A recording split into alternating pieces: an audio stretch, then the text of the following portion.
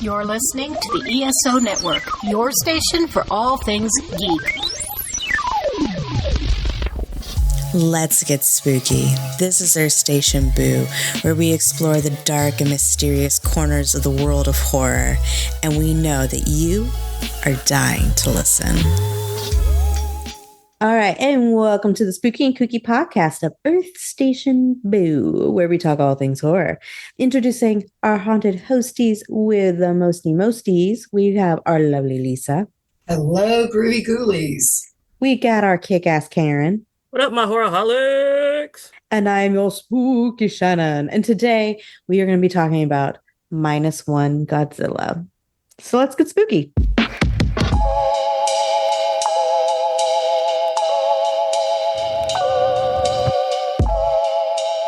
Hey horrorholics, it's Shannon. Earth Station Boo has just launched its brand new merch store. It's time to get your hands on some killer gear. From our fun logo shirts, cozy hoodies, Let's Get Spooky stickers, and Horrorholics Anonymous totes, there's something for every one of our lovely little ghouls.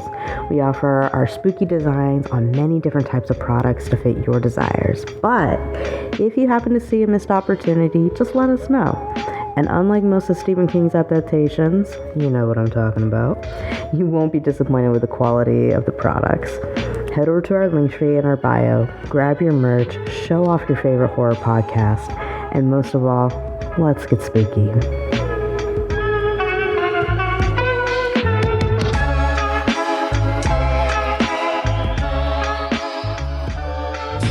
Hi, I'm Joe Heath. And I'm Tony Heath, And we're the hosts of the Watchathon of Rassilon. a podcast where we used to talk about all of classic Doctor Who. But we finished all of that. So now we're talking about New Who. Well, old New Who. Right, the Russell T Davies era. Well, the old Russell T Davies era. Yeah, the David Tennant stuff. Well, the old David Tennant stuff. The Watchathon of Rassilon. Your podcast for old, new, and old new Doctor Who.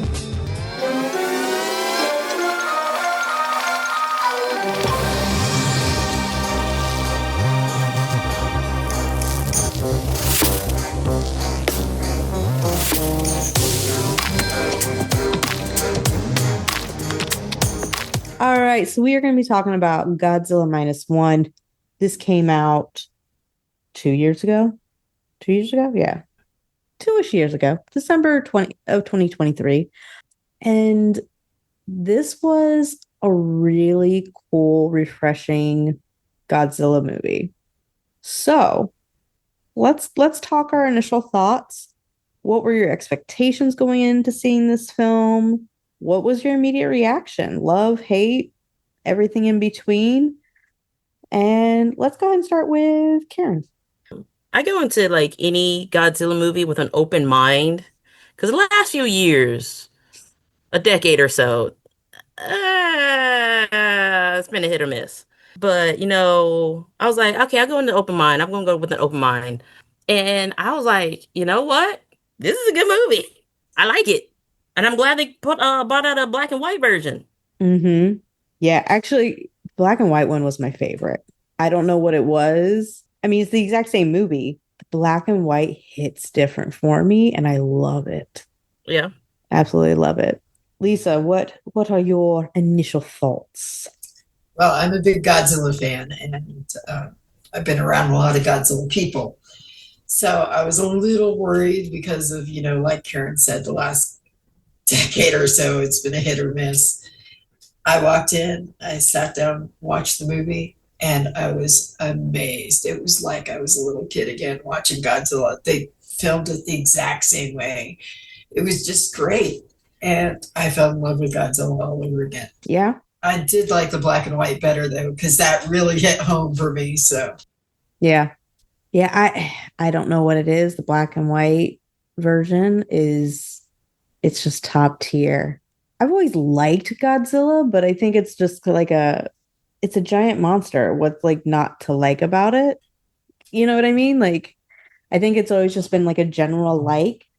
This one, Godzilla Minus One, made me fall in love with Godzilla.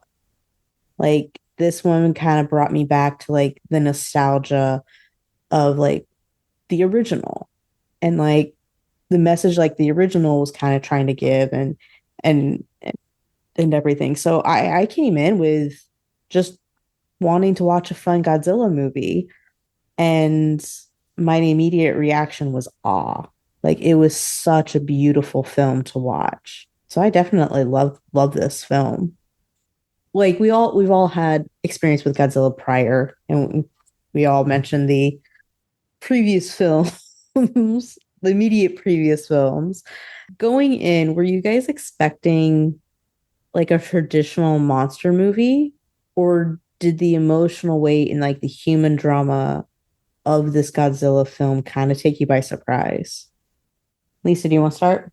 I was expecting a traditional monster movie a little bit, but being that I've seen a lot of them, I knew there was going to be some kind of emotional, but boy, it hit me hard. It was just beautiful the way they did the dynamics of the monster and then the drama. It was great. I really loved it. So it kind of hit me sideways a little bit. Okay. Karen, how about you? I was hoping, like, I knew because most Godzilla movies are going to be, the monster Godzilla. And I knew going in it was going to be like a Godzilla movie. And then they brought in the emotional human side to it. And I actually liked that a little bit more. Mm-hmm. To see, how people react to the monster, to see, how devastating not only war was, but how devastating Godzilla could be. Yeah. I cried several times. If you didn't, I don't think you have a soul. Like this was a film. Like if you didn't cry, I'm like, what's wrong with you? Like I definitely cried. I cried. I ugly cried several parts of the movie. I was like, no.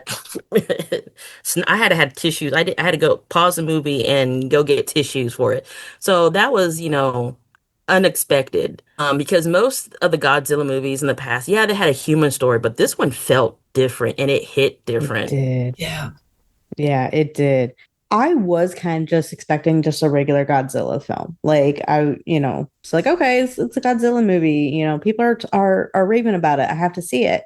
And this movie, it did kind of hit me where I was like, oh, this isn't just a Godzilla movie. This is a human story. And I'm not gonna lie, I really actually kind of like the fact that they made Godzilla the bad guy again. And Oh yeah. a lot of these Yeah. previous films to this, they were kind of making him the lesser of multiple evils, essentially. And it's like, yeah, he's a dick, but he's our dick. Like, Like, no, he's no, Godzilla. He is he's the Godzilla. monster. He is a monster. He is supposed to be the bad guy. And so I'm glad that's what he was in this. But I liked that even though much like Jaws, there wasn't a whole lot of Godzilla in this. What little he was so impactful, and it built on everything else that was happening around the film, and the human interaction and the poor trauma. that one little dude, his He was I felt just so bad for him. I'm like, dramatic. you can't hide from this guy. It's like, this It's like man. it's like Godzilla's like I know that little fucker's around here somewhere. Where's he at? Like Yeah. like every time he turned around, there's Godzilla. And so like I enjoyed the film for a lot of the emotional aspects of it more than what I thought I would. And because I honestly I wasn't expecting it. So as we've alluded, there's a lot of movies, a lot of Godzilla movies. There's the monster franchises, there's the originals back in the 50s and 60s, and so there's a lot of movies. Where does this film land for you? Is it like top tier, or is it the best one ever? Like, I mean, this was a really well loved film, but where does it personally sit for y'all in comparison to the Godzilla movies? Like, the total got official full-length Godzilla movies as of now is like 38. Yeah, That's a so lot of many. Godzilla movies. And I have to say, this is ranked one of my top ones. I mean, I watched Godzilla. I even sat through Godzilla 2000, and then other Godzillas. And so I love this one because of that human aspect and because he was such a monster. Godzilla is not a hero. He's not an anti. He is a destructive power He is. that comes back stronger. And like, you know, Seichen, he's like, he may be a monster, but he's our monster. No, no, Nope. sir, no, ma'am. He is destruction on itself. He is a god destroyer. Okay. He destroys everything in its path. And I love that.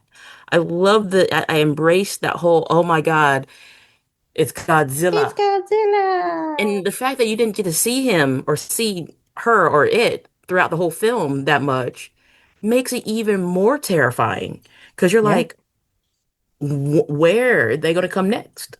Mm-hmm. And yeah, that poor good dude, man. I was like, damn, he can't catch a break. He's sitting there having like emotional problems, PTSD, and being shunned for not doing the kamikaze, but he's the only one that knows about Godzilla, really, you know? So it's kind of like stuck with a kid that's not even his. But, you know, he didn't want her to call him dad. I'm like, dude, that's your child now. I'm sorry. You have a family. Yeah. So I'm like, yeah. Like everything that could go wrong for that guy didn't go wrong. Yeah. Everything that could go wrong went wrong for him.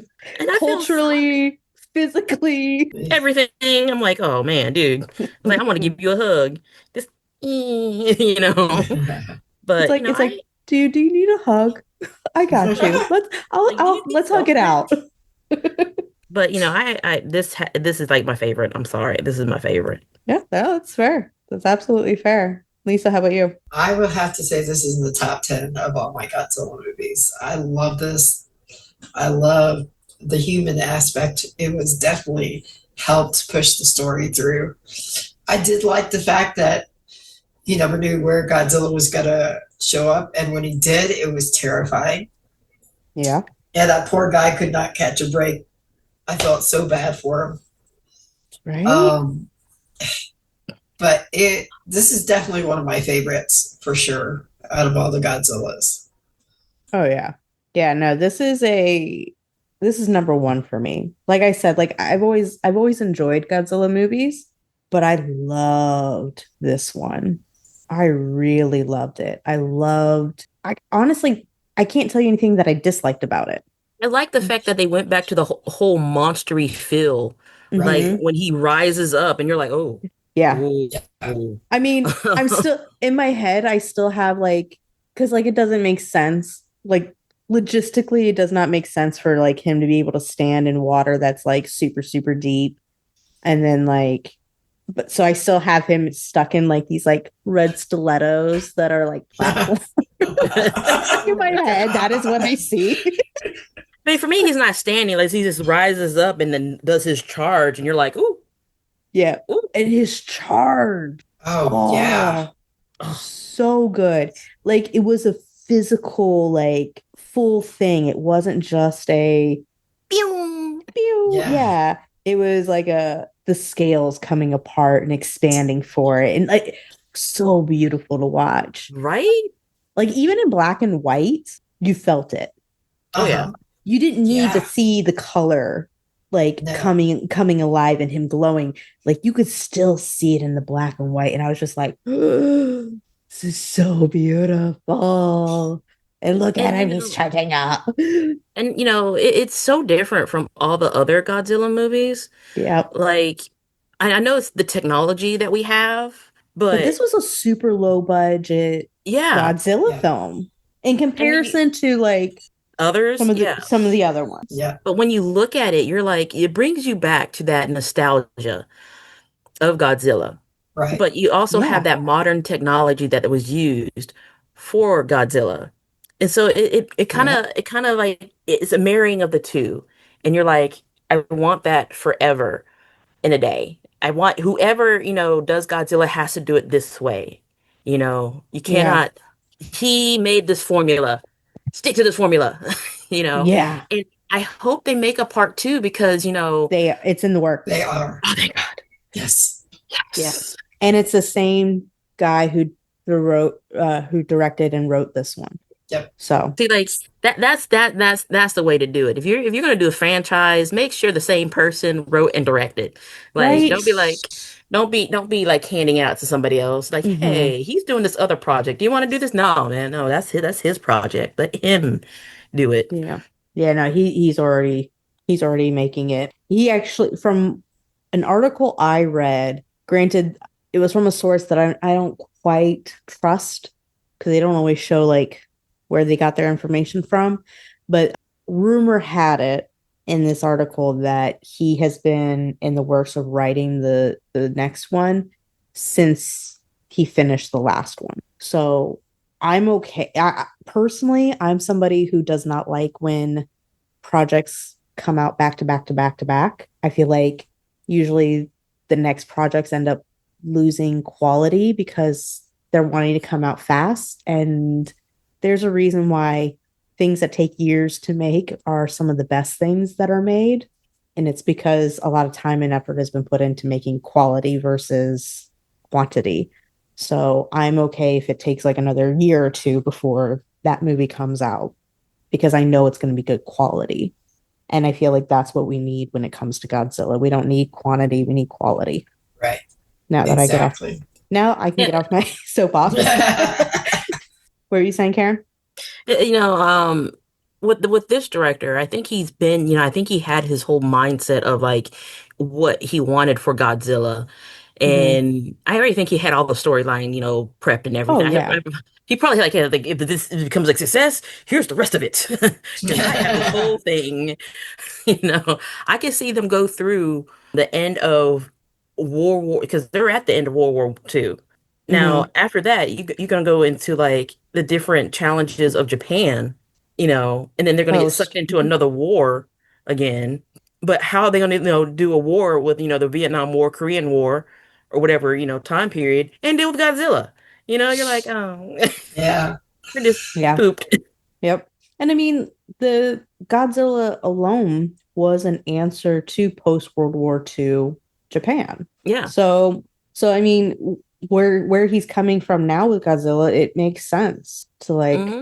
to build on all of that. So yeah, And you also have to explain the radiation that happened, like, because no one knew about, like, the immense exposure to radiation until they did a lot of experimentation and ruined lands and peoples and stuff like that.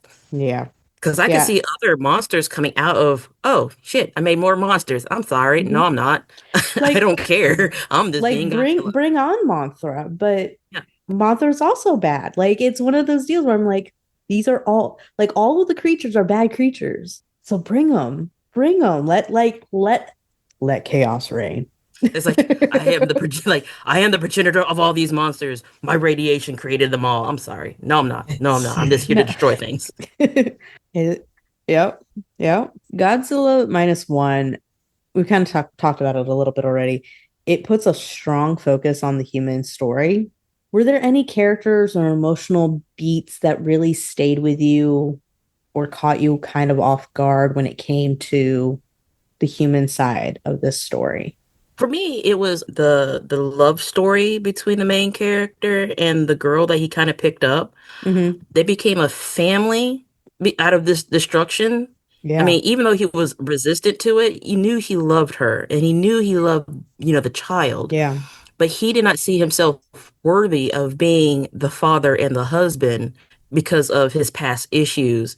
And I love the way that, he committed himself to stay with them because he didn't Mm-hmm. have to stay with them. No, He he was like, didn't. I'm on my own. I don't need you guys. But no, he stayed with them and he took care of them He did. when he didn't have to. And then you have that neighbor, Oh, the old oof, lady. the old lady. I mean, you felt for her too. And she's like, weren't you supposed to be in that kamikaze raid? And then, in the end, she understood. Yet she was mad at him still, but she took care of them, especially Mm-hmm. the baby. She took care of that baby. She's like, this is what y'all need to do. Even though she's insulting him all throughout the way. That was a family. That I Yeah. grabbed onto that. I was like, she's the auntie grandma. It was definitely a family unit of chosen family for sure. Yeah. And and then he had, the three uncles that come in. Mm-hmm. And I love them. I'm like, oh my God, you're just great. And then that was the human aspect that I loved. But I love that little Yeah. three family unit that just came about because of circumstances beyond their control. Mm-hmm. Yeah. And I'm Lisa. crying now. Uh, Don't cry. It's understandable. So y'all need to watch this movie because y'all don't understand. Lisa, how about you? I definitely loved how he just picked up the girl. She handed him the baby, and then all of a sudden it was like instant family, Mm-hmm. and just how he took care of him, even though he didn't have to. That whole, and then when he started going on the boat, and she got upset because she didn't want him to be blown up, and then Yeah. the dynamics of the two uncles, and I'd say the younger guy was more like a big brother type of thing. Mm-hmm. And the old lady, for sure, she's like, she loved him because she lost her kids, so she kind of latched onto him. That really, there weren't any characters that in that little whole family situation that I didn't like. I liked them all, and I felt for them all. Even the scientist, he was kind of amicable, trying to warn everybody. And some people would look at him like, no, you don't know what you're talking about, but he did. Mm-hmm. So, yeah. I mean, the little girl and guy, you could see he was like, I'm not your dad. Don't call me your dad. And you could see, like, I don't want to say shame or disgust or anything like that, but you could feel the uncomfortableness from the other characters when that happened. mm-hmm. And like that scene alone was kind of like ooh. Yeah. Because I get it. Like, I don't want to be a mom. So if like some little kid started calling me mom, I'd be like, the fuck I am. Yeah, but for me, it's more like he didn't see himself worthy of being called dad or husband because he was supposed to die in that whole kamikaze, but he chickened out, and because but he it's chickened out, it was but kind of from the outside, that's not what people were seeing. I know. Like they were going, dude, you basically are her dad. Why would you not allow her to do that? Like you've been this girl's father forever. Yeah. So like, it's just one of those deals of like that scene alone, the way that everybody just kind of was like, the fuck, dude. Yeah. That was everybody like, you're kind of being a dick. But yeah, it was just one of those that scene, I don't know, that one scene usually sticks with me. But then there's also like the scene where like homegirl shoves him in that alley between the buildings. Oh yeah.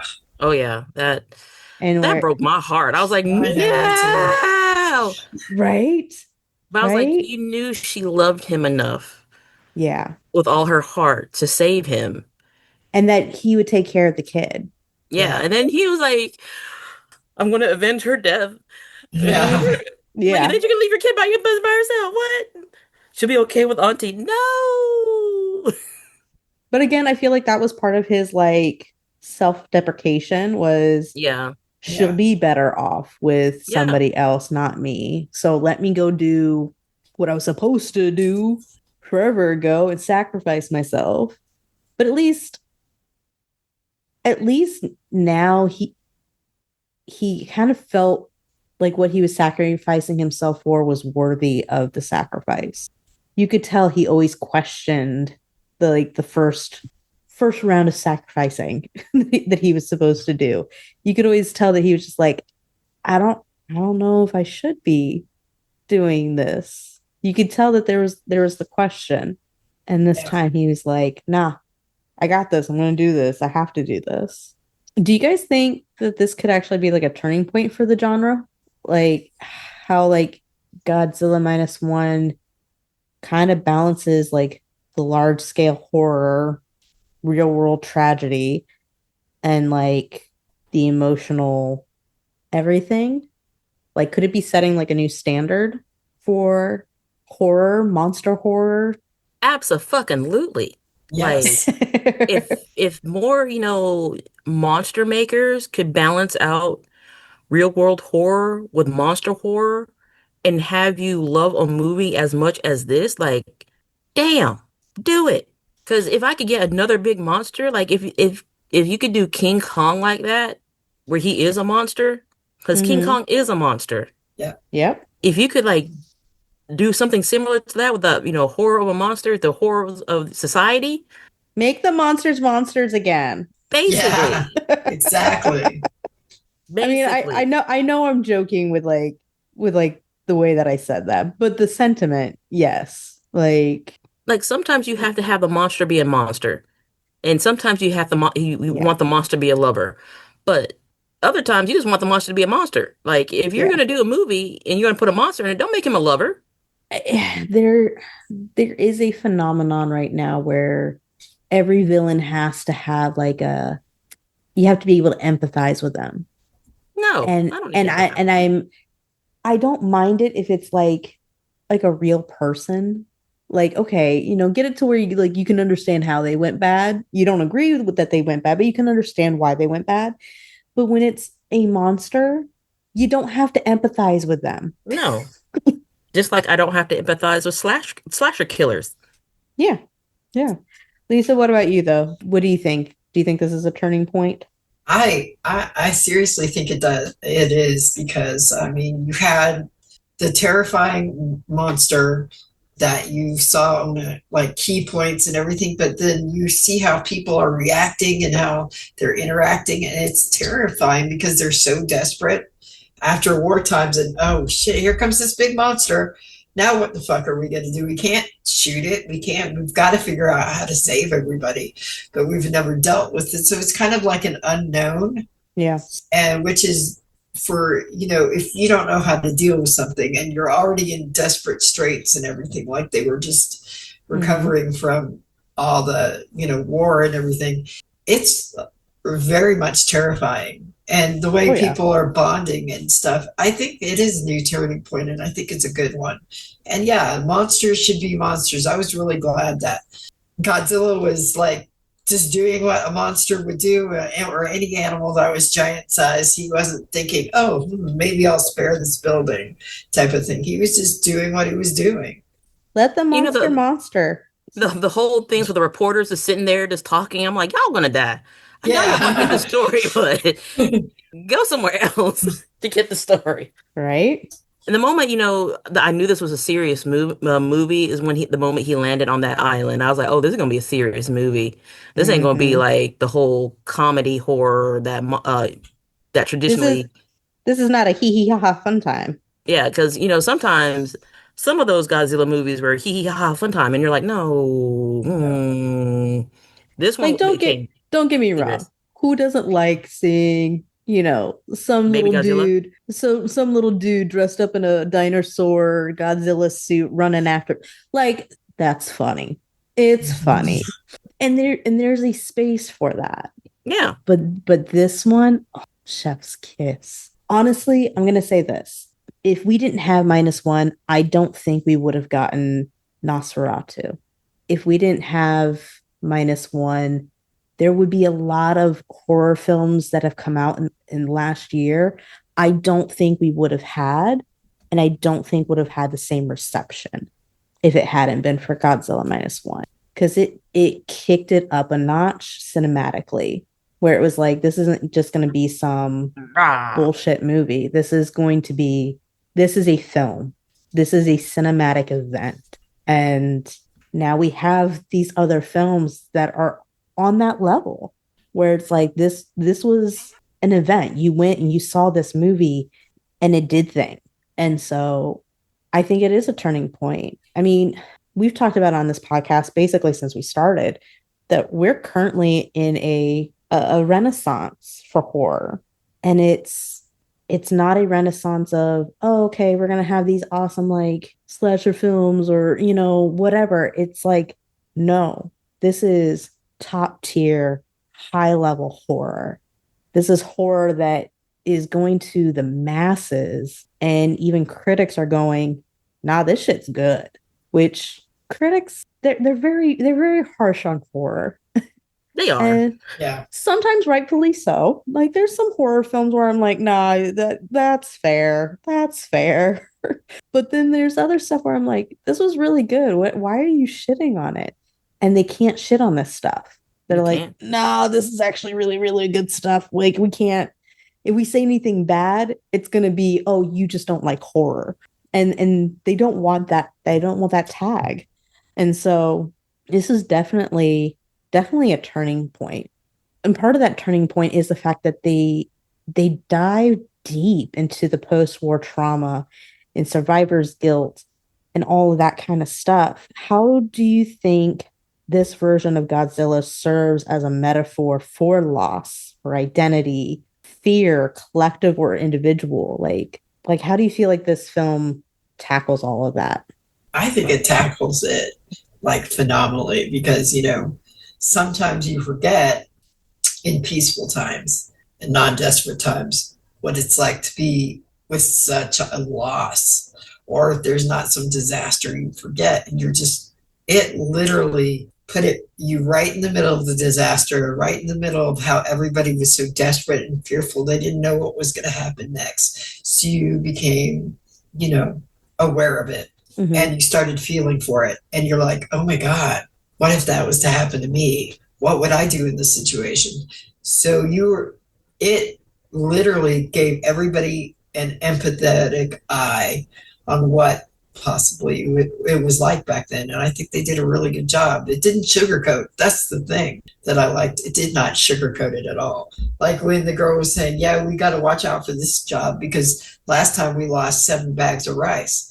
So back then, rice was like gold. It was a major commodity. Oh, yeah. So desperation and everything make people do bad things. So they lost all that rice, which they needed for them and the baby and everything. So I think it did a great job. Yeah. Yeah. I mean, Godzilla in itself is the horror that is the whole horror. I mean, he is the PTSD. He is the destruction. He is the wrecker of all things. And then you see it play out amongst the humans of, the wartime and everything else. Even if you take Godzilla out of the equation and have natural disasters or just continue wartime, you'll still have that same feel of horror and despair and trying to reconnect to society and, rebuild everything. Just to adding him back in, it just amplifies everything. And Yeah. it makes a good balance to, what's going on in the whole situation. You get to get that little insight to I would say the whole universe in the story, and yet a pinpoint of just a blip of what's happened in this little time frame. Yeah. So yeah, it's Godzilla is Godzilla. Yeah. I mean, you saw from multiple characters. I mean, you obviously have the main character who life was literally shitting on him the entire movie. But you saw even with like the mechanics and the scientists and the women, like you saw their post-war trauma as well. You saw the struggles and things that they personally had to go through in order to just survive. I mean, like Homegirl basically going, you know what? I'm choosing you, so we're gonna be a thing now. And here's a kid, and this is it. I'm just choosing this. You're gonna have to go along with it, and like kind of just forcing herself in there, and just the way that they all kind of clung to each other. You could see that there was each person was lost at sea and came together to form a raft so that way they could survive. And you could see that it was just absolute struggle, but it showed something that I think maybe not a lot of people talk about, but it shows how we are stronger than what we think we are. And how from the beginning of the film to the end of the film, you can see each of those characters evolve and develop and find ways to cope with the shit that was literally raining down on them. Yeah. And how they overcame it all. I mean, even like the sassy grandma, like, or aunt or whatever you want to call her, even she changed, like from the way that she shamed him at the beginning to she would have done anything for him and that little girl at the end. And so it's just one of those deals of like, how strong are we as humanity that we can overcome some pretty shitty things. It might not be the healthiest way, might not be the easiest way, but we can do it, especially if we do come together and stick together. Yeah. I mean, with that whole poignant scene where, they're asking for volunteers. Yeah. And some of them like, you know what? I can't do this. We did it once. I can't do it again. Yeah. And then you have those who's like, you know what? If we don't stand together, we're all just going to die. Yeah. I mean, for the rest of the world, Japan was like the first and last line of defense, really, against this monster. Yeah, no, exactly. I mean, they were the only defense against this monster. Because they weren't getting any warships or any planes. And even if they could, it wouldn't dent poor Godzilla. Because, yeah. Because imagine if, Japan was not there and they've actually lost, it would come to the mainlands. Oh, my God. So they were basically the only defense everyone had. And that nobody knew that they had. Yeah. Because at that point, Japan was considered still an enemy of the Allies. Yeah. They were still considered the bad guy. They're like, yeah, that's not a problem. You shouldn't have. And then you saw the realization of these allies coming in to help. They're like, oh shit, that is a problem. They're like, oh damn, what is happening here? What did we walk in on? Ooh. I was like, yeah, we need to take care of this now, because if we don't, it's yeah. Can you imagine being a sailor, like coming to help? It's like, it's some sort of thing that he needs. Oh no, it's not a thing. Yeah. I'm also thinking of like people coming in from like outside of that area, coming in and just smelling all the dead fish. Oh yeah. Oh. Oh, nasty. So where I live in Florida is right next to the Gulf. And we get red tide about once a year. Lasts a couple of weeks, maybe a month at most, but we get it once a year. Oh man, you can smell it. You can smell all the dead fish from red tide, and it is absolutely grotesque. That is like every time like the dead fish came up to like the surface, that's all I could think of is like, ooh, that's disgusting. Oh, I know what that smells like. I know exactly what that smells like, and that is gross. Yeah. Do you guys think Godzilla Minus One will influence future kaiju films? I hope so. Like, or just even like horror movies in general, but like the approach with the storytelling, the approach with like the emotions. Obviously, I already talked kind of like about the cinematography of it all, special effects even, because again, this movie only had a budget of around 15 million. And I know people are like, 15 million, that's still a lot of money. Today, most films are like hundreds of millions of dollars that they're getting for budgets. This is extremely low, especially for a film that has a giant Godzilla. Like, this is not a creature that, is easy to put into film. Like all their CGI went to him. Yeah, like Nosferatu was 50 million. The new Frankenstein's that was still good. Well, Nosferatu, people are still calling it a low budget horror film. Yeah. And then you have 50 million. Then there's the new Frankenstein movie that's right now sitting at 120 million for their budget. So you're like, yep. That is not that 15 million is not, bink. And they did a damn good job at it, dude. They're like, we have 15 million. Okay, we're gonna make this. They're gonna make this, and they made it. Yeah, it's. I love when I talk to people like who are not movie people, and I'm like, oh yeah, it's kind of a small budget film, and they're like, well, what was the budget? And I tell them like, that's not small, and I'm like, in comparison to a lot of these other films, yeah, it's actually teeny tiny. I mean, The Force Awakens is the most expensive, apparently, looking at this list. It's adjusted for inflation. Like, it was 593 million. Yeah. Wow. Yep. I don't think, there hasn't been any like billion-dollar budgets films, has there? I don't think so. Hold on. So, Doomsday? I'm thinking this is supposed to be Marvel's Doomsday. Oh, yeah, Doomsday, which isn't out yet. Yeah. Oh, wait, so that one's in the billions? Yeah, right now it's costing $1 billion. That makes sense because they had to do a lot of reshoots. And recently we had that rumor of two characters not getting along, so they had to film them separate, which cost like millions of dollars to do that. Karen's just sitting there shaking her head. No, trust me, I get it. I mean, dude, y'all making a movie. You guys are making millions of dollars. Just buck up and get along. Yeah, I know, right? Keep your mouth shut, do your job. Just stop, y'all just need to get along for like one movie. I don't have the money to refilm half of this stuff. Okay, you're taking most of my budget. Get along. Yeah, but it's Disney, so yeah, they got the money. They have the money, unfortunately. And of course, with a whole bunch of like the old Marvel people being back in this one, you're probably going to get a good turnout for this film. So they'll probably make their money back on it. But the first night. Yeah, probably the first night. I won't see it first night. I refuse to watch anything first night. Me too. Right. But anyways, yeah, with 15 million, they did a damn good job. And if they could do a damn good job with 15 million, take notes.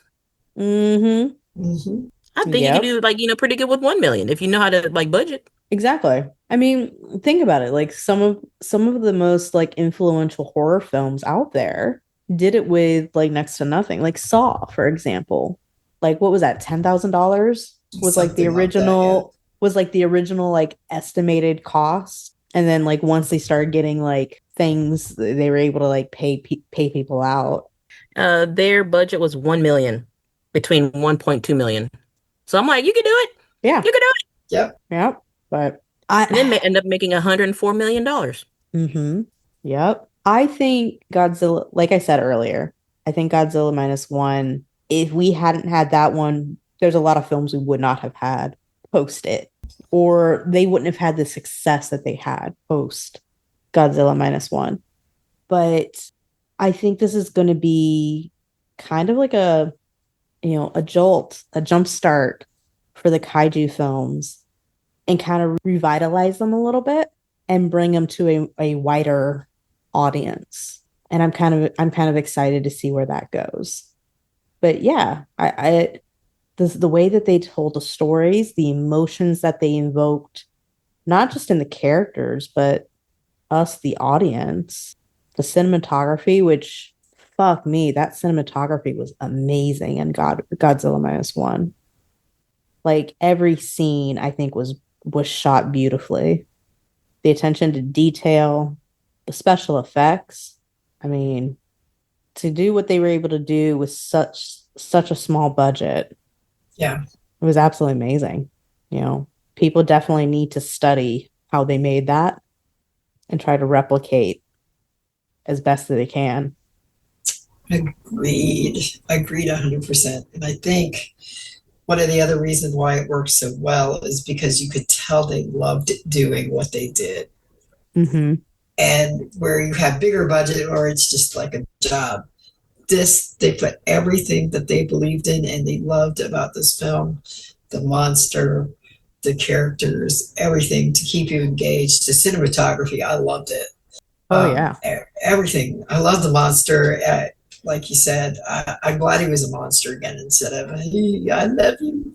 It's like I would like to see. I think it will definitely boost up the kaiju pictures, and maybe Guillermo del Toro come back and do another one or something. That'd be great because he loves kaijus and Godzilla as much as we do. So maybe he'll go, oh, I'll make another one. But you know what? Honestly, I don't want him to. Why? I think Godzilla needs to be made by the Asian community. They're the ones who tell the story the best. Oh, I agree with that. And so I think those of us who are not of that variety should keep our noses out. I could understand that.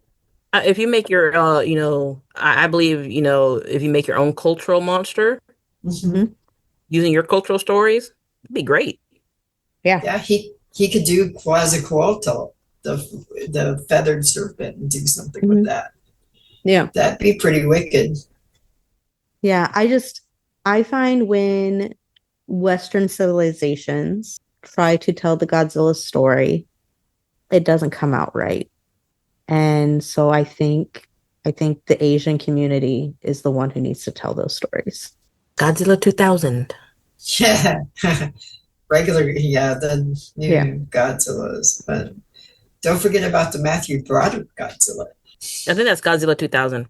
Is that 2000? Oh, okay. Mm-hmm. I thought it was something My brother else. took me to see that in the theater. I remember that one. Yeah, I remember that one too. But yeah, that's just my personal opinion on that.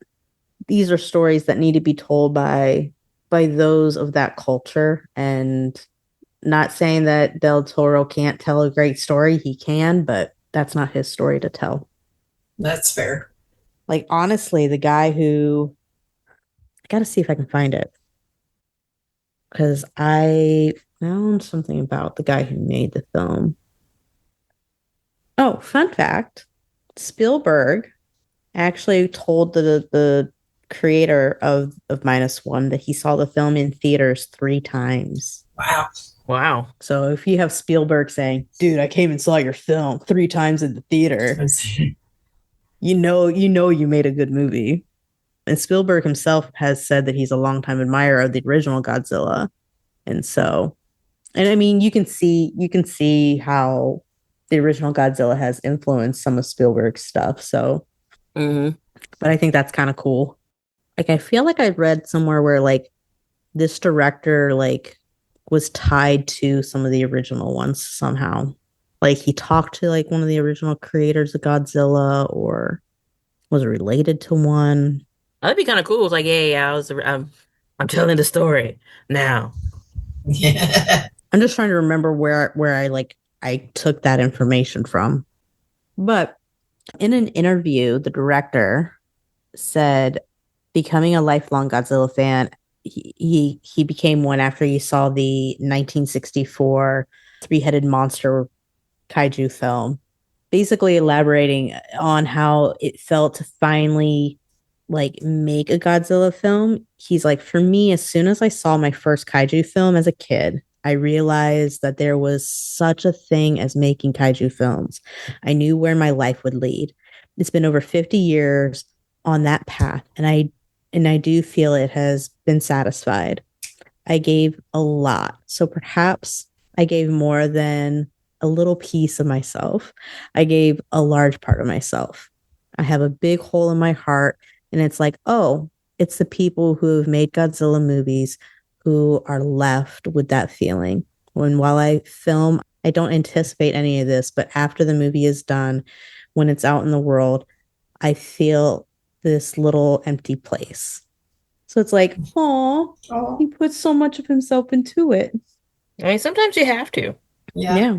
But to be like, this was what I was meant to do with my life. My life was leading to this. Like, that's cool. Yeah. It's like he kept on with his dream because it was a purpose. Right? We'll go ahead and wrap this up. Final thoughts. We'll do our skull rating as we always do. So 1 through 5, 1 being, hey, they at least tried, and 5 being, this was phenomenal. What do you guys hope to see in the future for the Godzilla franchise after a film like this? Lisa, you want to start us off? Yes. So I'm going to go ahead and give my skull rating first. Mm-hmm. This was a 5 out of 5 because it was just so beautifully done. There was nothing that I could say anything bad about it.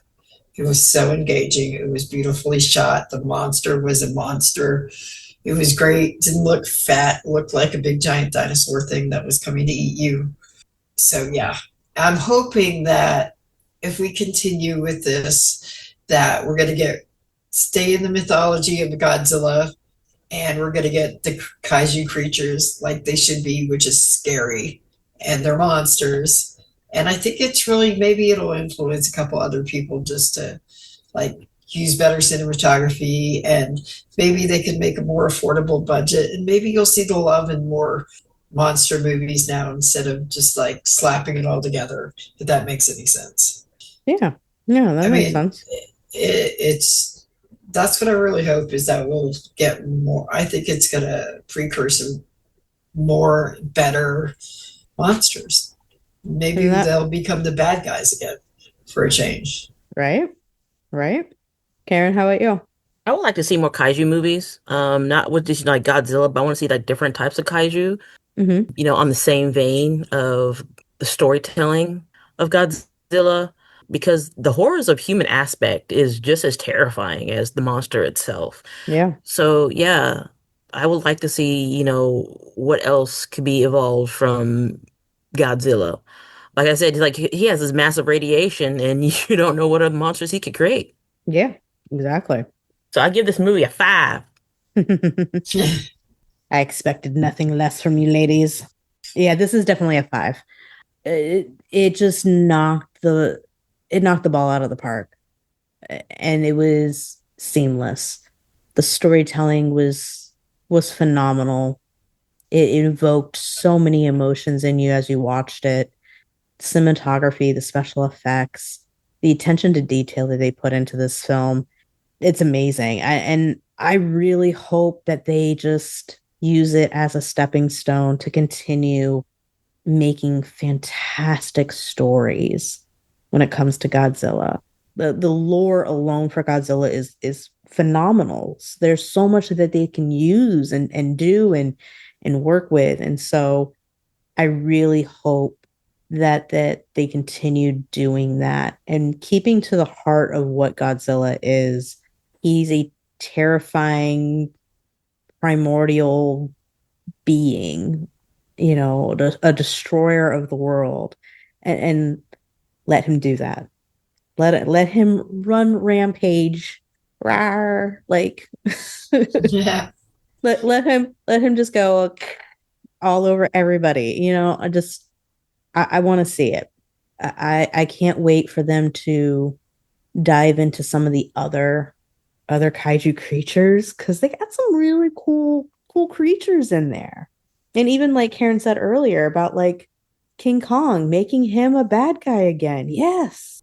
Make the bad guys bad guys. Like, don't get me wrong. Like, I like the fact that we are looking at emotional depth when it comes to some bad people or bad things, but not everything needs to be an anti-hero.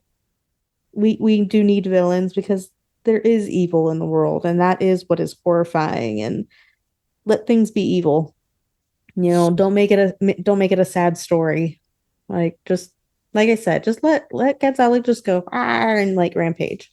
But our lovely little ghouls, our fellow horrorholics, where does this stand for you? Do you want more evil, bad Godzilla? Do you want the monster Godzilla like we do? Come tell us in our comments. You can find us on all the things at Earth Station Boo. We are on Instagram, TikTok, X, Threads, Blue Sky. We have a Discord. We have our Facebook group. Come check us out. You can also like and subscribe and rate us wherever you listen to podcasts, such as Apple, Google, Spotify, and of course the tube of you. And you can find all of that information on our link tree, which is on all of our things. So easy to find, easy to go to. But ladies, where can they find you all at? Lisa? You can find me on Facebook, Instagram, TikTok, and Threads. Groovy. Karen, where can they find you? Facebook, Instagram, Threads, X, formerly known as Twitter, TikTok, and Reddit. Groovy. And I am Shannon. You can find me on all the things at Spill Tea Wine Media Mind. And as always, thank you. We appreciate you guys so much. Every like, every listen, every interaction means the world to us. And we love all of our in-person interactions that we are getting as well. Every time somebody comes up to us in public and is like, I listen to your podcast and I love it, that just warms our little hearts. So thank you very much. And stay spooky, our lovely little ghouls. And this has been the Spooky and Kooky podcast of Earth Station Boo.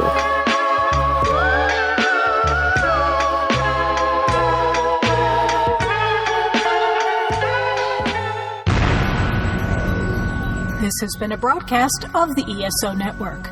Be part of the crew and help support our shows by donating to our ESO Patreon or by shopping at the TeePublic store, which can all be found at www.esonetwork.com. The ESO Network, your station for all things geek.